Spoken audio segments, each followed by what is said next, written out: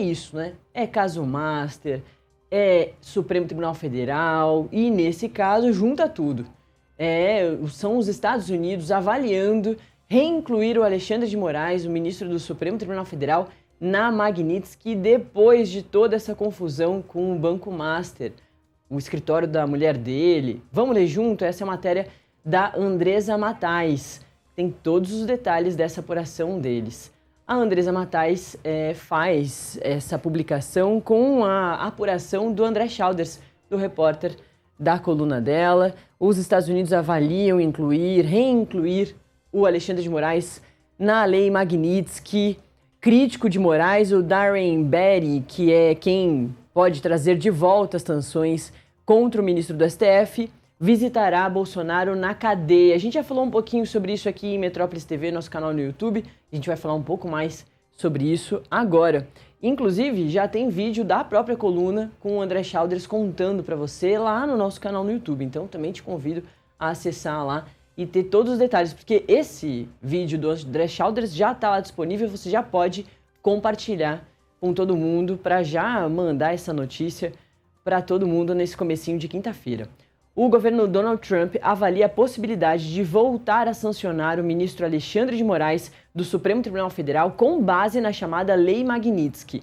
O ministro foi punido com a sanção pelo governo dos Estados Unidos em julho de 2025. A decisão criou empecilhos para que Moraes negociasse ou usasse serviços de empresas americanas, além de congelar eventuais ativos e propriedades dele nos Estados Unidos. A sanção foi estendida à mulher do ministro, a advogada Viviane Barsi de Moraes, e uma firma pertencente a ela, o Lex Instituto de Estudos Jurídicos. Em dezembro passado, a aplicação das sanções foi suspensa depois de todo aquele contato entre Trump e o presidente Lula. A existência de discussões sobre o assunto na administração Trump foi relatada à coluna por 3 fontes, de forma independente entre si, no último mês. Dentro do governo dos Estados Unidos, o responsável por acompanhar a atuação de Moraes é o assessor sênior do Departamento de Estado, Darren Berry. Nomeado no fim de fevereiro para o cargo, ele já exercia influência sobre a política do governo Trump para o Brasil, desde o começo do atual mandato do republicano, em janeiro de 2025. Na última terça-feira, o Alexandre de Moraes autorizou o Darren a visitar Jair Bolsonaro em sua cela na Papudinha, na verdade uma ala do 19º Batalhão da Polícia Militar do Distrito Federal, dentro do presídio da Papuda, lá em Brasília. Além de Bolsonaro, o Berry deverá se encontrar com outros políticos de oposição durante a visita dele aqui em Brasília, na semana que vem, dos principais assuntos aí para a próxima semana. Em agosto do ano passado, o Berry criticou Moraes diretamente em um post em uma rede social. Segundo ele, o ministro seria o principal arquiteto do complexo de censura e perseguição direcionado a Bolsonaro e aos seus apoiadores, isso tudo nas palavras dele. Atualmente, a principal fonte de tensão entre Moraes e o governo Trump não é a execução penal do ex-presidente Jair Bolsonaro, e sim o histórico conflituoso do ministro com empresas americanas de tecnologia, especialmente as gigantes do setor chamadas coletivamente de Big Techs.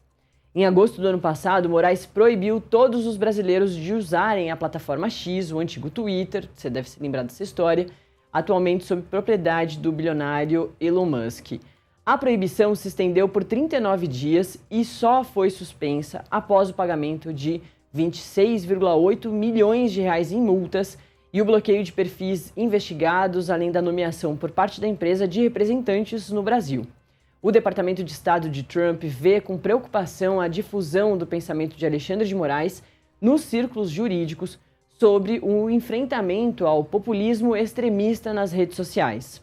O ministro é autor de um livro sobre o assunto intitulado Democracia e Redes Sociais, Desafio de Combater o Populismo Digital Extremista, lançado em outubro de 2024. E a obra foi finalista do Prêmio Jabuti no ano passado. Na obra, Moraes propõe a regulamentação das plataformas de internet como uma forma de proteger o eleitorado de supostas manipulações indevidas, especialmente durante as eleições. Empresas de redes sociais deveriam ser responsabilizadas com as outras empresas de comunicação, de acordo com a argumentação dele.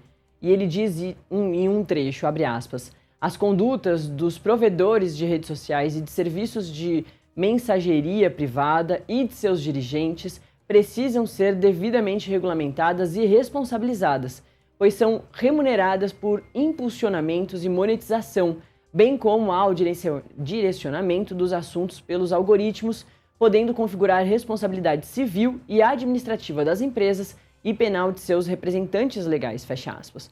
O governo Trump vê a tese de Moraes sobre as Big Techs como um atentado aos valores dos Estados Unidos, como a liberdade de expressão.